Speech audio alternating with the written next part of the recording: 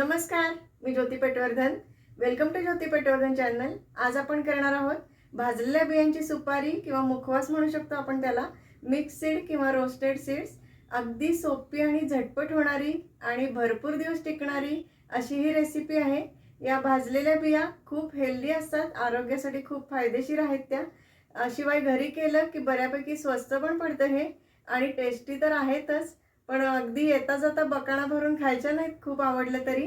जसं आपण एरवीचा मुखवास किंवा सुपारी जेवणानंतर खातो त्याच पद्धतीने योग्य प्रमाणात खाल्ली गेली पाहिजे. चला तर मग पटकन रेसिपीला सुरुवात करूया. एका वाटीत मी 4 चमचे पाणी घेतलेलं आहे. त्यात अर्धा चमचा मीठ घालते. हे व्यवस्थित ढवळून घेऊया. मीठ तुम्ही थोडंफार कमी जास्त करू शकता. आता मी इथं एक पॅन गरम करायला ठेवला आहे. पॅन हलकासा गरम झाला आहे. त्यात मी अर्धी वाटी या भोपळ्याच्या बिया, पंपकिन सीड्स, डाळ घालते.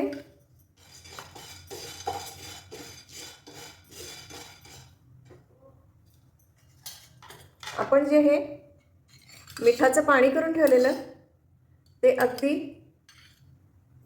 पाव चमचा त्यात घालायचं आहे, एक 4-5 थेंब,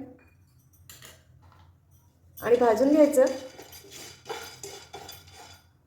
गॅसची फ्लेम लो टू मीडियम ठेवायचे, खूप हाय ठेवायची नाही आहे. तुम्ही बघू शकता हे थोडंसं कोरडं झालं आहे. आता परत ह्याच्यात आपण अजून एक पाव चमचा हे मिठाचं पाणी घालतो आहे. 2-3 वेळेला ही प्रोसेस करायची आहे.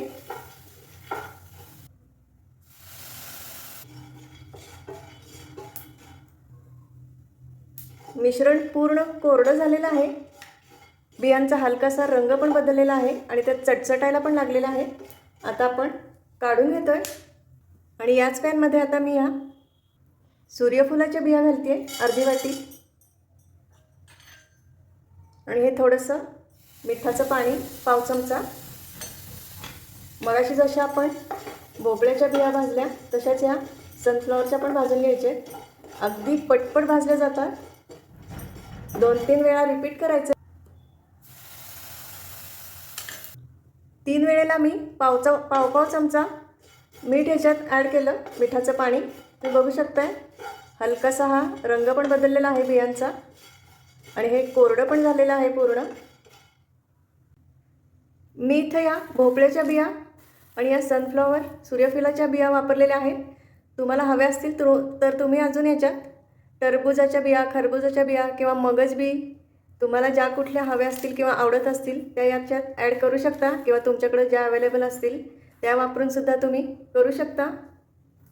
आता याच पॅनमध्ये मी ही अर्धी वाटी जवस घेतलं आहे, ते घालूया. आणि ते सुद्धा मिठाचं पाणी घालून 2-3 वेळा मिठाचं पाणी घालून बिया भाजल्या तसंच भाजून घेऊया. या बिया भाजताना एक काळजी घ्यायची, म्हणजे त्या ओलसर राहता कामा नये, पूर्ण कोरड्या व्हायला पाहिजे. मी इथं हे सॉल्टी करायचं म्हणून मिठाचं पाणी वापरते. तुम्हाला जर सॉल्टी नको असेल सुपारी तर तुम्ही जसं आपण नेहमी कोरडं भाजतो तीळ वगैरे तसं हे सगळं साहित्य कोरडं भाजून घेतलं तरी चालेल. मी सॉल्टी हवं आहे म्हणून त्यात मीठ घातलं आहे. मिठाबरोबरच तुम्हाला हवं असेल तर लिंबू पिळू शकता यात थोडंसं. हवी असेल तर हळद पण घालू शकता. जवस पण आता अगदी व्यवस्थित भाजून घ्यायचे. जवस पण भाजून झालेले आहेत, चटचटायला लागलेले आहेत. अर्धी वाटी तीळ घेतलेत मी, ते पण भाजून घेऊया मिठाचं पाणी घालून 2-3 वेळा. इथं मी सगळं अर्धी वाटी घेतलेलं आहे साहित्य. तुम्ही तुमच्या आवडीनुसार हे साहित्य कमी जास्त करू शकता. तुम्ही तुमच्या आवडीच्या बिया वापरू शकता किंवा त्याचं प्रमाणसुद्धा कमी जास्त करू शकता.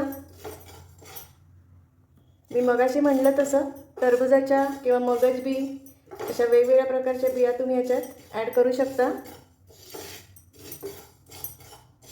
खूप छान हेल्दी रेसिपी आहे ही. तुम्हाला जर हे असं मिठाचं पाणी घालून भाजायचं नसेल तर काही जण नुसतंसुद्धा थोडंसं मीठ घालून हे सगळं साहित्य भाजून घेतात. तुम्हाला तसं सोपं वाटत असेल तसं केलं तरी चालेल. प्रत्येक वेळी पदार्थ भाजताना थोडंसं मीठ घालायचं. आपण इथं पाण्यात मीठ घालून करतोय. आता हे तीळसुद्धा व्यवस्थित भाजून झालेत, चटचटायला लागलेत, काढून घेऊया.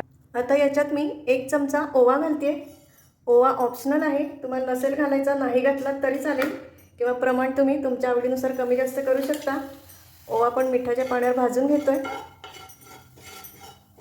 मी इथं हे एवढेच पदार्थ वापरले. तुम्ही तुम्हाला हवा असेल, आवडत असेल तर यात बडीशेप पण घालू शकता, अशीच मिठाच्या पाण्यावर भाजून. किंवा सॉल्टी करायचं नसेल तर नुसती भाजून पण बडीशेप घालू शकता. मी इथं घालणार नाही आहे. आता हे सगळं व्यवस्थित भाजलेलं आपल्याला थंड करून घ्यायचं आहे.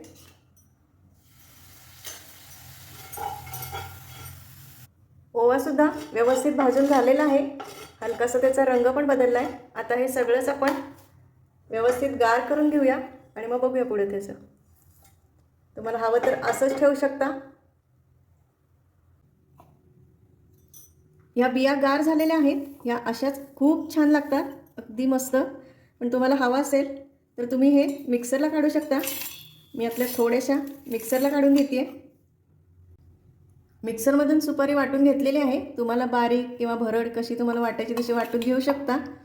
तुम्ही जर मिठाचं पाणी वगैरे वापरलं नाही, अगदी कोरडं भाजलं, पाणी तेल काहीही न घालता, तर त्यात तुम्ही जी रंगीत रंगीत बडीशेप मिळते ती घालू शकता, किंवा खडीसाखर पण घालू शकता त्या सुपारीत, थोडंसं गोडसर हवं असेल तर.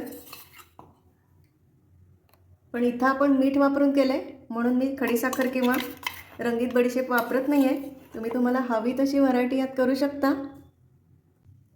ही बियांची सुपारी घट्ट झाकणाच्या डबीत भरून ठेवायची, भरपूर दिवस टिकते ही.